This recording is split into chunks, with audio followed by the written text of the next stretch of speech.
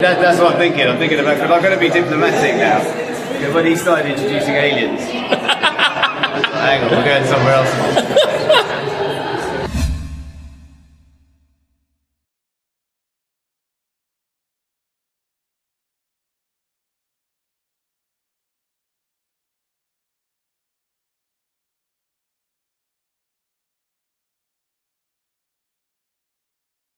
So MWnT are meeting in Brockwell Park and it's raining and we're all here. We are on our way to Hornimans Museum to meet up with a guy called Vasco to talk about health, and we will see you when we get there.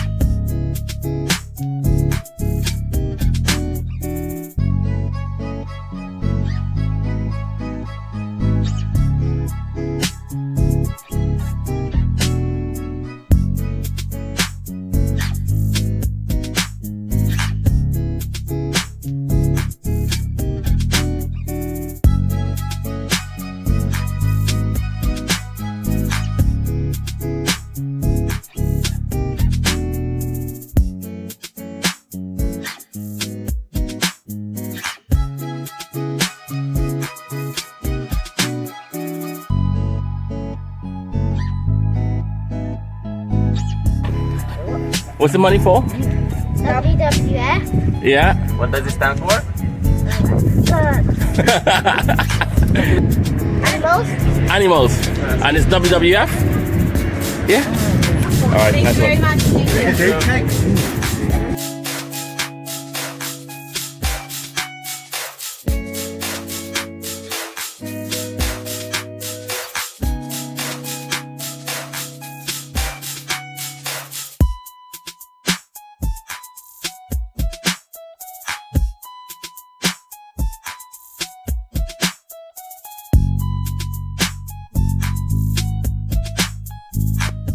So we got a lovely conversation going on here.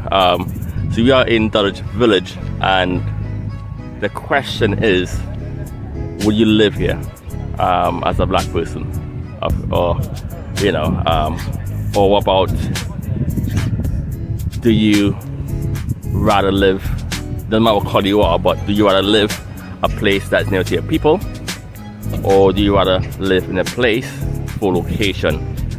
Personally, I picked Dulwich Village because I'm looking at safety, I'm looking at security, and I think it's a nice area. And I've seen a few black people living here as well. And I do not know the in and out of Dulwich Village, the secrets of Dulwich Village, but I've been here a lot throughout the years. I love the park, and I feel personally that I would move here. I mean, I've met a few stars in this park, and they've been very nice to myself, random stranger. My kids playing football, to a brand, and a few other actors and actresses in the industry, and they've been quite polite and nice. Are there racism here? Yes. Is there racism in Brixton? Yes. Is there racism in Peckham? Yes. Is there racism in Hackney? Yes. And one person said that I would not live here with the people who have enslaved my people. Well, actually, do you know what? I live in Dagenham. I've lived in Brixton. I've lived in Camberwell. I live in black areas, and I'm still around people who have enslaved my people. In fact, part of my DNA is people who have enslaved my own people. So, yes, I'll be comfortable living here in Dulwich Village. Personally, I would live in Devon. Oh, Devon.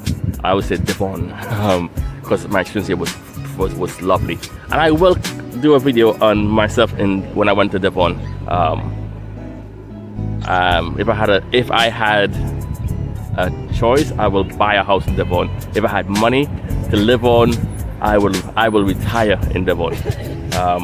But yeah, there's the people there so nice. But I know that's a different story another time.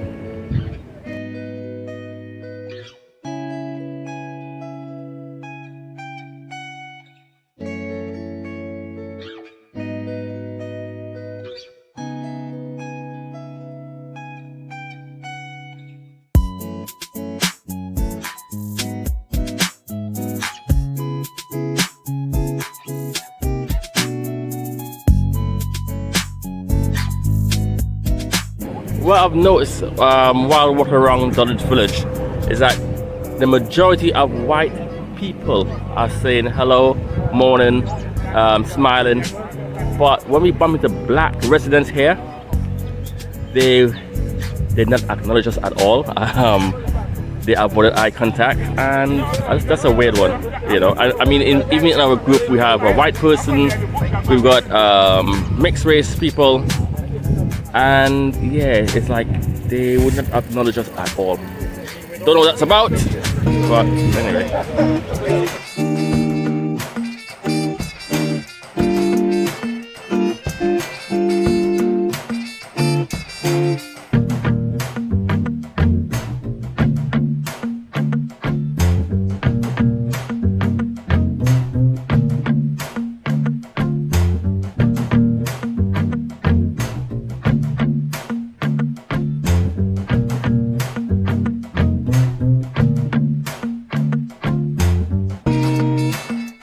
Another immense walk on top of one can clearly see. And once again, I got to take off my hat to Shaka. He's outdone himself just like our last walk on top. This time we had a presentation and our meaning to say dietary and our pertaining to our prostrate and so forth.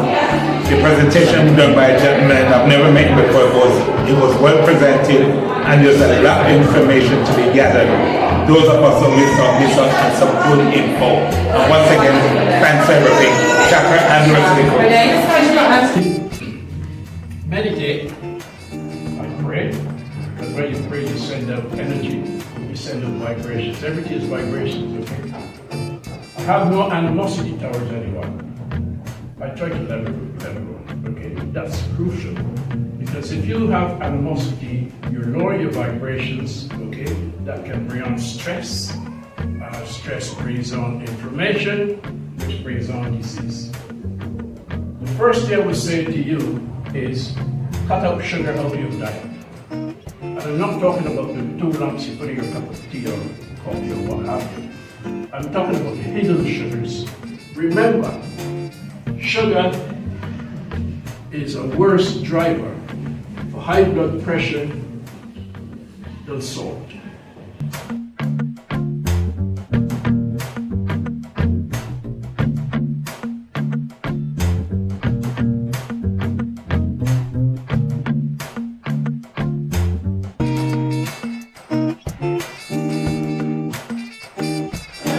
Okay, yeah, no, I found today really useful. The whole health issue side of things. Would have liked to have more talk about the mental health side of things, but I don't think that's a discussion for today. But yeah, the whole drilling into what we are, what we eat, and getting a balance of what we eat, variety of what we eat was really important.